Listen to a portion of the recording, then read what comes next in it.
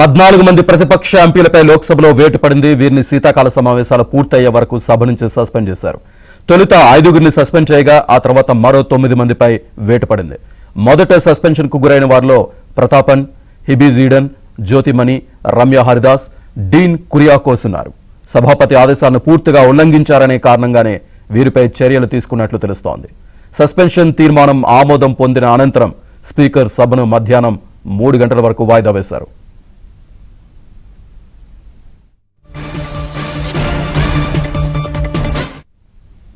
ఇక సాయంత్రం 3 గంటలకు సభ ప్రారంభం కాగానే పార్లమెంటులో విపక్ష సభ్యులు ఆందోళనకు దిగారు. దీంతో Benny Behanan, V K Sreekandan, Mohammed Javed, P R Natarajan, Kanimozhi, K Subramaniam, S R Parthiban, S Venkatesan, Manickam ఠాగూర్ను సస్పెండ్ చేస్తూ సభలో ప్రహ్లాద్ జోషి మరోసారి తీర్మానం ప్రవేశపెట్టారు. దీనికి సభ ఆమోదం తెలిపింది. అనంతరం రేపు ఉదయానికి లోక్సభ వాయిదా పడింది.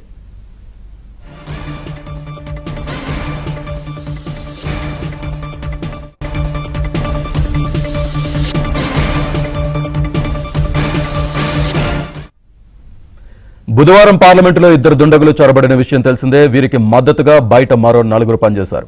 ఈ అలజడి నేపథ్యంలో పార్లమెంట్లో భద్రతను మరింత కట్టుదిట్టం చేశారు. భవనంలోకి ప్రవేశాలపై ఆంక్షలు విధించారు. ఎంపీలు ప్రవేశించే మకర ద్వారం నుంచి ఇతరులు వెళ్లకుండా నిషేధం విధించారు. మీడియాపైన ఆంక్షలు కొనసాగుతున్నాయి. ముందస్తు భద్రతా తనిఖీలు నిర్వహించి మీడియా సిబ్బందికి పాసులు జారీ చేస్తున్నారు.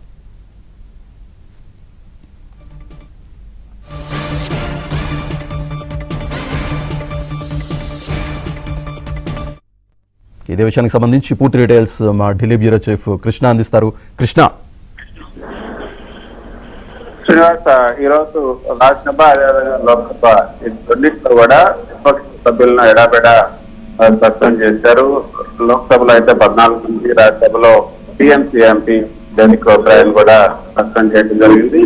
ఇదంతా కూడా సభా నియమాలను ఉల్లంఘించడమే కాకుండా సభా కార్యక్రమాలకు అడ్డుపడుతున్నారన్న కారణంగా ఈ సెషన్ మొత్తం ఈ యొక్క 15 మందిని సస్పెండ్ చేయడం జరిగింది. నిన్న జరిగినటువంటి సంఘటనల పైన ప్రధాని మోదీ స్వయంగా పార్లమెంట్ లో వివరణ ఇవ్వాలి, ప్రధాని మోదీ రాజీనామా చేయాలంటూ విపక్ష సభ్యులు ఈ రోజు ఈ సభ ప్రారంభమైన వెంటనే డిమాండ్ చేశారు. కానీ ఈ రోజు సభకు ప్రధాని మోదీ రాలేదు, అమిత్ షా కూడా, కేంద్ర హోంశాఖ మంత్రి అమిత్ షా కూడా రాలేదు. ఇద్దరు సమాధానం ఇవ్వాలంటూ విపక్షాలు ఈ రోజంతా సభను స్తంభింప చేశాయి. ఇటు లోక్సభ, రాజ్యసభ. దానికోసం ఎవరైతే ఈ యొక్క గందరగోళంకి పాల్పడ్డారో విపక్ష సభ్యులు వాళ్ళ అందరినీ కూడా సస్పెండ్ చేయాలని అధికార పక్షానికి సంబంధించినటువంటి ఎంపీలు డిమాండ్ చేశారు. ఆ డిమాండ్ మేరకు ఈ యొక్క సస్పెన్షన్ చేయడం జరిగింది. లోక్సభలో మొదట 5 కాంగ్రెస్ ఎంపీలను సస్పెండ్ చేశారు. సిఎస్ ప్రతాపన్, ఈడెన్, ఎస్ జ్యోతిమణి, రమ్య హరిదాస్, డీన్ కురియాకోస్ వీళ్ళని సస్పెండ్ చేశారు. తర్వాత 9 మందిని సస్పెండ్ చేయడం జరిగింది. అయితే ఇది నేతృత్వానికి నిదర్శనం. ఒక రాజ్యాంగబద్ధంగా ప్రజాస్వామ్యపరంగా ఈ యొక్క ఒక ఎంపీలు అడుగుతున్నటువంటి డిమాండ్ ను ఎందుకు అధికార పక్షం పట్టించుకోవడం లేదు? నిన్న జరిగినటువంటి సంఘటన పైన ఎవరు బాధ్యత వహించాలి? ఈ సంఘటన ఎందుకు జరిగింది? భద్రతా వైఫల్యానికి కారణాలు ఏంటి?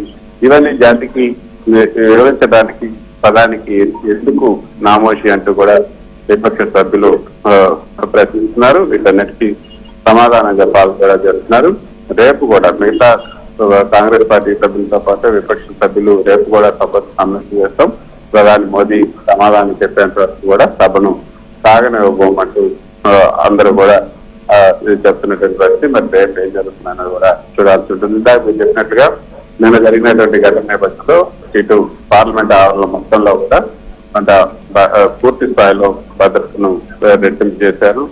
ఈ యొక్క ఈ సంఘటన నిన్న జరిగినటువంటి సంఘటన పునరావృతం కాకుండా తగిన చర్యలు తీసుకున్నట్లుగా సెక్రటరీ వింగ్ వర్క్ చేసి నిన్న జరిగినటువంటి సంఘటనపై కూడా 8 మంది సెక్రటరీ సిబ్బందిని కూడా సస్పెండ్ చేశారు.